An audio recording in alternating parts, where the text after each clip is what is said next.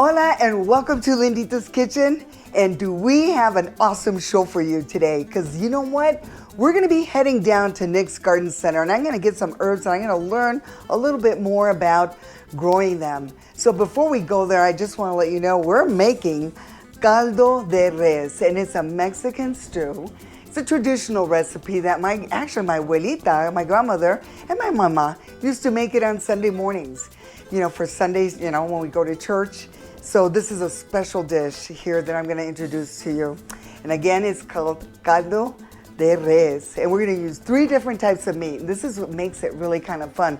Everybody has their own different little recipe for it, but this is our recipe. So we're going to use the short rib and a pound of that.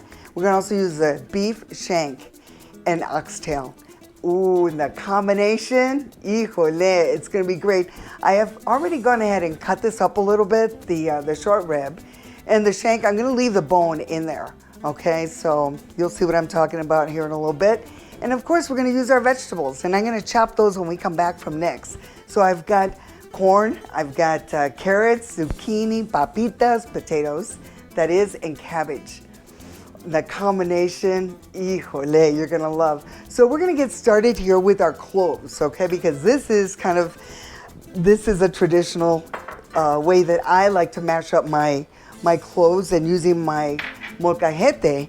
And if you don't have a molcajete, go ahead and use your mincer, okay? And then if you don't have that, go ahead and just chop it up, all right? And then we're gonna add it to our stew here in a little bit. So I'm gonna get started with our these are rough.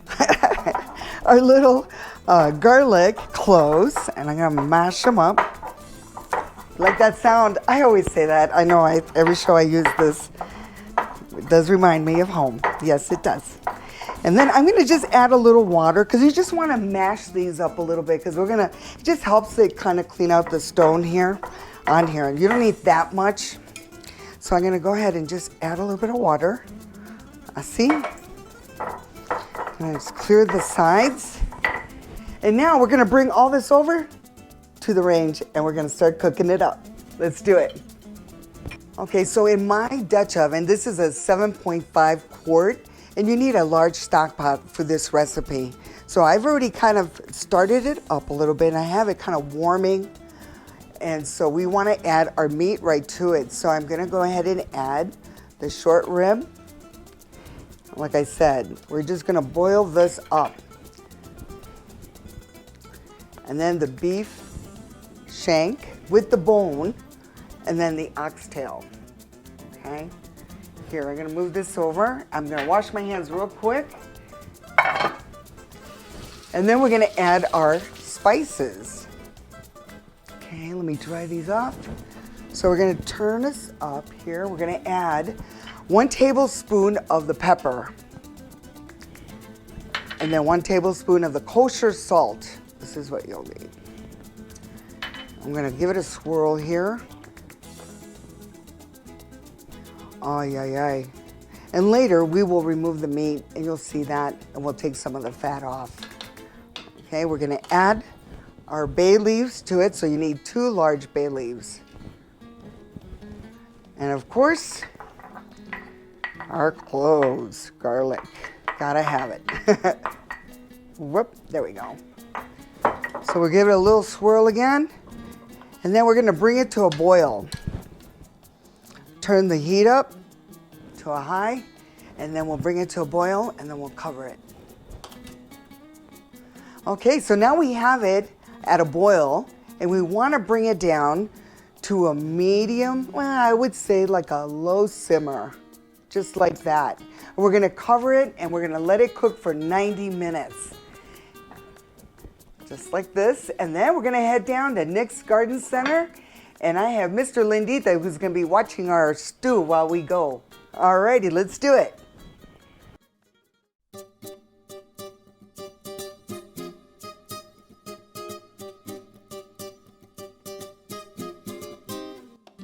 So we're here at Nick's Garden Center, and I'm here with my good friend Colette, who's gonna be talking to me all about herbs. So, hey, tell me about herbs and how do we get started? Yeah, Give I me know some that pointers. you cook a lot, And Yes. so she's very interested in herbs and growing her own herbs and in an organic fashion. Right. And we encourage everybody to grow food and grow their own edibles. So we are in the business of it. So there are different ways that we can start this. It's a little early now, but it's perfect time for seed starting if someone wants to take on the whole process. From starting seeds all the way to the garden. Wow, so you guys carry everything that you need. We do, but some people have different situations. Okay. And some of us have really big gardens and we can grow vegetables and herbs all together. And some of us only have a little porch off the back of our apartment. And some people don't even have an apartment with a nice window. So they come to me and they say, dang, I really want to grow all this stuff, but I need options. I need to know how to do it and I need to know, you know, if I can. And of course we can. We have lights that we can incorporate underneath like kitchen cabinetry to grow herbs right on the kitchen counter if we don't have any good windows. Windows work if you want to have a little herb garden in your window or the garden or the patio. So we've got lots of options and nobody should be without herbs. Right. Right? Exactly. Seriously. So we have different ways. It's a good time of year. Right now, everybody wants to get started. So we have some seed starting supplies here just to let you know what kind of things are available. This is like if you were really into it and you wanted to do a lot of things, like there's 72 cells here, so you'd get a lot of plants. You could do like oregano, thyme, cilantro, basil, and then you can break them all up into little individual pots later. You can, you know, seed starting soil, and we've got the seeds here. So there's also smaller ways. Like some people say, I don't have a lot of room. So this is a cute little seed starting kit. Oh, nice. That you just has its own little greenhouse and you can start your seeds in there. Or you can go a little bit bigger. This one fits perfectly on a windowsill at my house. And you can grow, you know, a good arrangement of herbs in there. It's nice to have a nice assortment so you have some, you know, diversity for your menus. Sure. You know? Sure. And then if you don't have light, these are inexpensive, really nice full spectrum lights. And what are those where would I hang them in my kitchen? Because I don't really have and a lot of people will just hang them like right underneath the counter. Oh, I see. And then on the counter you can have the herbs growing because you can attach it to the bottom of the cabinet. Awesome. So if you don't have a nice window. But I like a nice window and you can always put a nice pot of herbs right in the window and it'll grow and you can pick from it and harvest it and it's great. Put it in a beautiful pot like this? Absolutely. Why not? I know. Life's too short, right?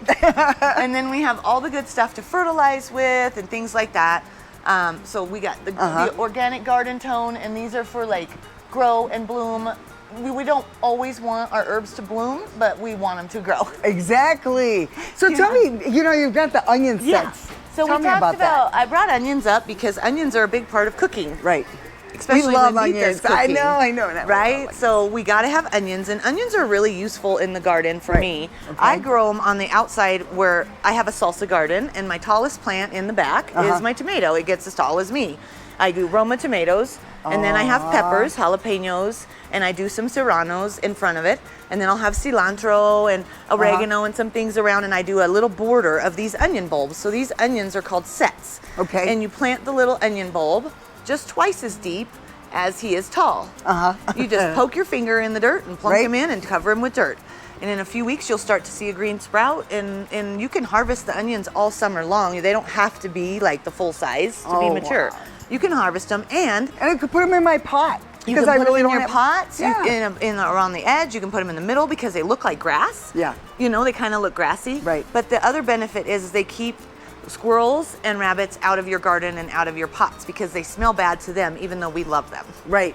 Well, They this don't is like so them. good to know, right? Right. Yeah. So onions are part of cooking, and they're an easy thing to grow, and people forget about it. So they are fun and easy. So we can do that.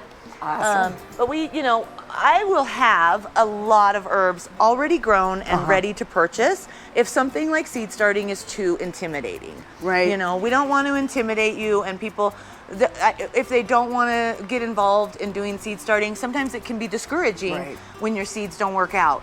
And you're not the only one, you know? And that's why I would go more for And I the know, plant-based. so you can come and buy plants for me, and they're all ready to go. You know, and you can plant them into window boxes like this. Oh, look how beautiful and that is. Boom, you're ready to go. You know, you have a whole herb garden here that would love for you to just harvest from it all summer long. Oh, you and bet. you can benefit from it. And so we'll have lots of different plants, lots of things to choose from. There's lots of different cooking ideas, you know, so this for my salmon. I love salmon, and This is dill perfect is for it. wonderful, Yes. and dill is easy to grow. You could put a little pot out on the patio, and you have dill, and you come out every Friday night for date night. Yoo-hoo. You're gonna have salmon. You're gonna cut a little fresh dill and put it in your salmon dish. Yeah. How easy and rewarding is that? Very. You know, it's but you so know what? great. A lot of people are scared to cut them back. You know, Oh, I know. no, don't be scared. Why? Because they love it. So like, look at this guy. He needs a trim, okay? And he's feeling like he's not being very useful in his life right now. So he wants us to come and trim these and make something with him so that he bushes out and becomes stronger and fuller. Okay. Herbs love to be used. Oh, good. And they get fuller and stronger, and they produce more the more we use them. So that's a good thing. Same with vegetables and tomatoes. If you leave the tomatoes too long, they'll stop producing tomatoes. So you got to keep harvesting them so that the plant knows to make more. Same with peppers and things like that. Perfect. So they love to be harvested. And we can even do something, you know, simple as this on your patio. It's just a little bowl, and we've got sage, we've got thyme, we've got rosemary in case you want to barbecue some meat. I'm gonna roast. I'm gonna roast a turkey breast. So I'm gonna need like 4 or 5 leaves of this. Trim. You cut them off. I'm gonna need a little bit of rosemary. Trim that right there. I'm gonna need a little bit of thyme in my mix, my roasting mix. You trim those back. They love it. It encourages them to grow fuller and stronger, and they feel useful. Right. You know, so herbs love to be trimmed. Don't worry about trimming herbs. They love it. They love it. They love it. And it's fragrant and lovely. Yay! So another really fragrant herb that we can all grow that I have a lot of here is the mint family. I have 25 varieties of mint in my garden that come back every year in the ground. I don't mind them. Some people are scared of mint. They think it's very aggressive. It's going to take over my garden. And they can take over, but you got to put them in the appropriate spot. Okay. I could not live a hot summer without mint in my garden because it is the most refreshing thing in the world to get a nice cup of ice water when you get home from work on a hot day and you take some mint. I love the orange mint or like the fruity mints in the summer. I love them, the lemon mint and stuff. And you take some leaves and you got your ice water with a straw and you muddle in the herbs into the water. It's amazing. It makes it so much more It's so refreshing. Refreshing. So that is fun to have, you know, and we'll have lots of things, and we'll have herb gardens available. I can help anyone plant herb gardens. I am here for advice if anyone needs anything. Well, yeah, you know, for instance, like when do we start? I mean, when do we plant? When is it safe? So the official planting date is going to be just after Mother's Day, or typically Mother's Day. We kind of watch the weather closely at that time of year because we have a lot of anxious gardeners that want to get their tomatoes in the ground and their peppers and things, and we want to caution everyone to be aware that freezing nights are not good for certain things. And herbs, certain herbs are really hardy. Like we'll take cold weather, and some of them won't. So like basil, if you even say the word frost, basil faints. Oh God, I can't, you know?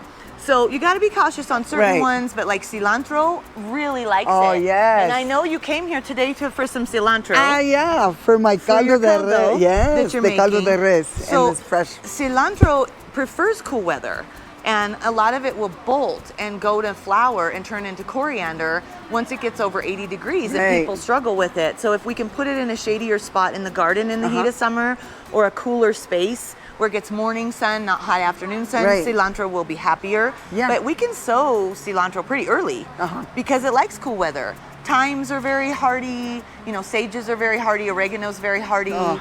So we have a lot of things that we can plant out, but then there are some things we want to wait, like the basil and like lemongrass that's from the Mediterranean.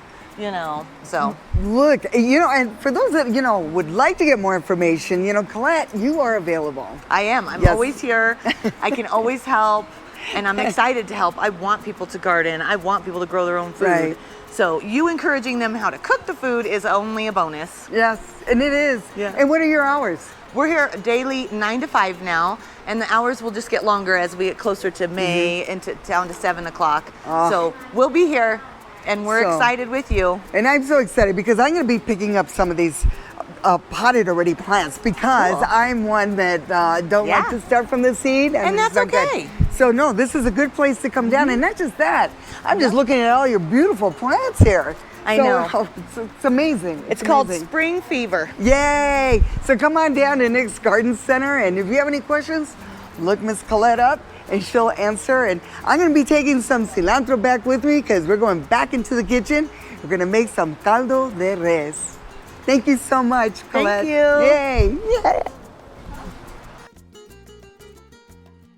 So we're back from Nick's Garden Center, and let me tell you, Colette was just a joy to be around. She's got so much knowledge. So, and then I also brought back a bushel of cilantro that I'm gonna need for this recipe, caldo de res. So we're gonna get started with our onion. You're gonna need a half an onion. So you wanna go ahead and just dice it up. We're gonna go half an onion. And I like mine big chunks. This is what you want for this recipe. It's half an onion right there.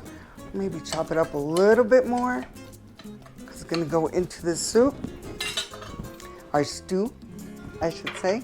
I'm gonna toss that right there. Oh, here, let me use this. And then we're gonna go ahead and use our, we're gonna do our carrot sticks. And what you wanna do with the carrot sticks is you want to give them a big chunk. You don't wanna make them too small because you know, you want them to not get mushy in this recipe. So you're gonna cut them up just like this. Okay, I'll put this aside. Okay, we're gonna put them all in our bowl, our tray here. Then we're gonna add some potatoes. Actually, the potato, it's like a potato, but I'm gonna use something a little bit different. I like the yellow potato, and I use the petite size. So we're gonna go ahead and use the yellow and the red, and it just gives it some color, and the flavors are amazing too. So what you wanna do is obviously wash them really well, and then you're gonna cut them in half and just quarter them. Así. So we're gonna go ahead and do the 3, and then we'll do the red. Get that one a little bit more because it was bigger. Cut it in half. And then the red. And they, you know, they do have like a little sweet taste to it. And it just gives it some really awesome flavors. And you're gonna, when you do this recipe, you're gonna know exactly what I'm saying. Okay? See? And colorful. When the food is colorful, it actually even tastes better. That's what I'm saying. Okay, so we've got our potatoes, and let me put these on our tray as well, because we're gonna scoop them all together, and we'll put them in our stew.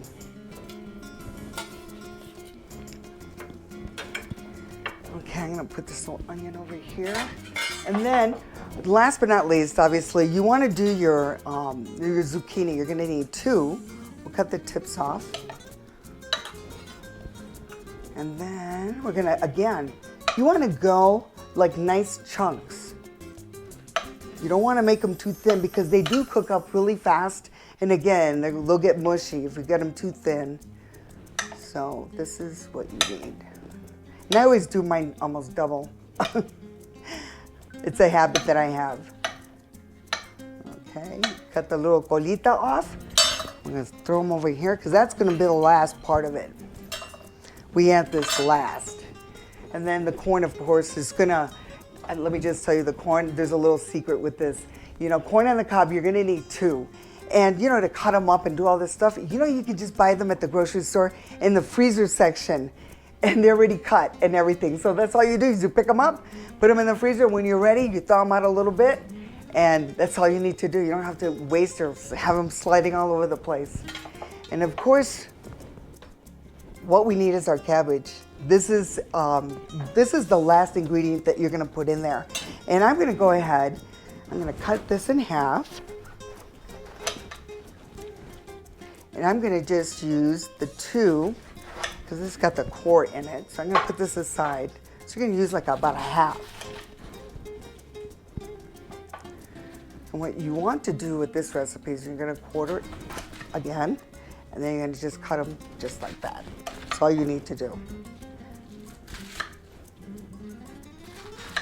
Oh, I love these aromas. Cabbage, it's that time of the year too. So we're gonna put everything on the tray, and then we're gonna pull our meat out, and let's go over to the other side. Ooh la la. Yes, this has been cooking for about 90 minutes.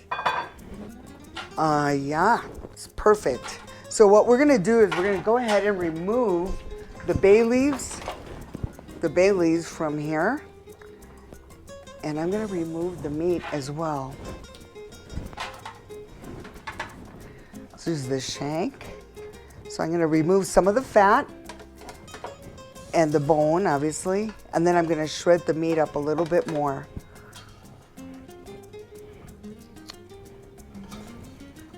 See. So as you can see, we're gonna need some more liquid in there.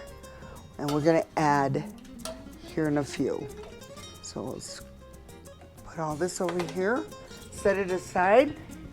Then I'm gonna bring over my, my vegetables. I'm gonna go ahead and start adding the onion and the carrots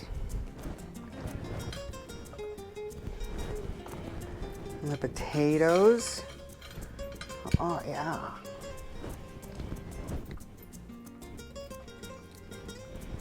And it does need, like I said, we're gonna add some more broth, beef broth to it.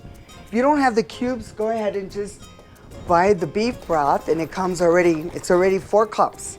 So you just go ahead and add it right to the vegetables.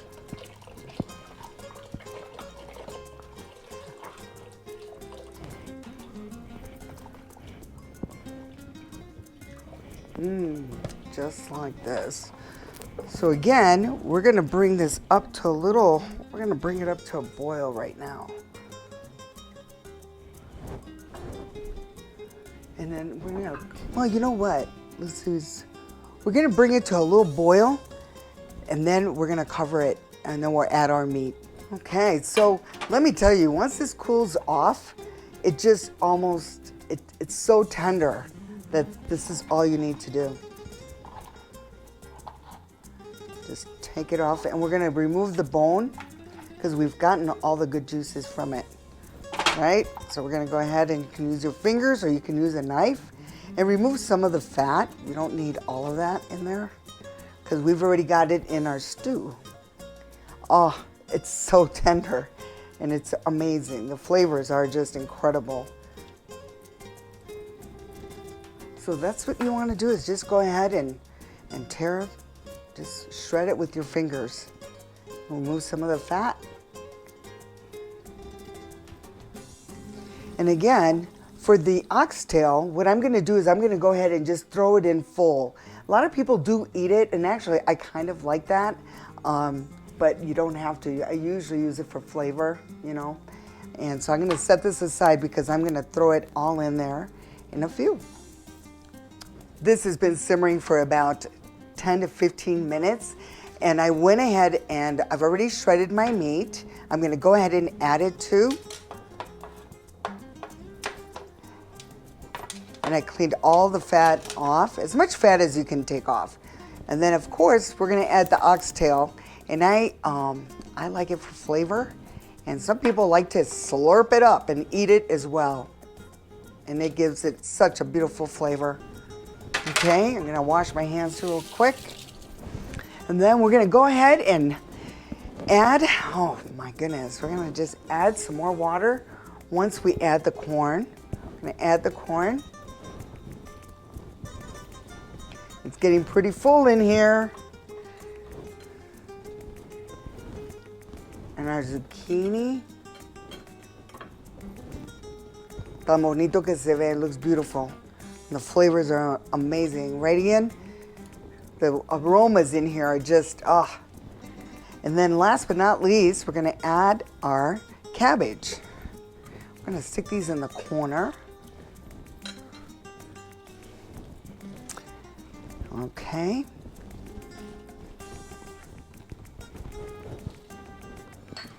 I think that looks good right there. And that was about a head of the cabbage. Now we're gonna go ahead and add 2 cups of water. 2 cups. And our fresh cilantro I just got from Nick's Garden Center. I see, yeah. just to give it some flavor and the look. You need that. So we're gonna bring this to a boil, and that's all you need to do, and then we're gonna shut it off, and it'll be ready to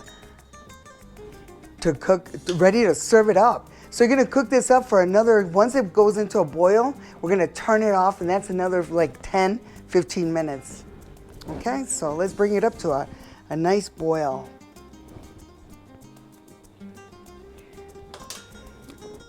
And we're gonna go ahead and let's just cover it up for a little bit, and then we'll check on it. Ay, ay, ay.